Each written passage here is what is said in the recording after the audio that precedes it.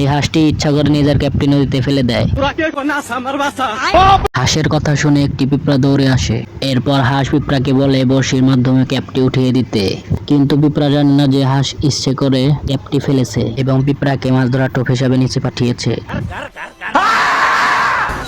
পিঁপড়া কিছু বুঝে ওঠার আগে মাছটি জলে ফেলে হাঁস পিঁপড়াকে আবার নিচে পাঠায়। এভাবে কয়েকটি মাছ ধরে ফেলে, কিন্তু পিঁপড়া কিছুই বুঝতে পারে না।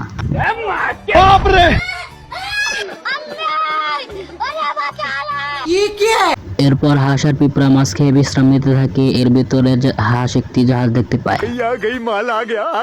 হাঁস জাহাজ দেখে আনন্দের ঠেলায় পিঁপড়াকে রেখে চলে যায়। আর এদিকে পিঁপড়া হাঁসকে একা চলে যেতে দেখে মন খারাপ করে কাঁদতে লাগে।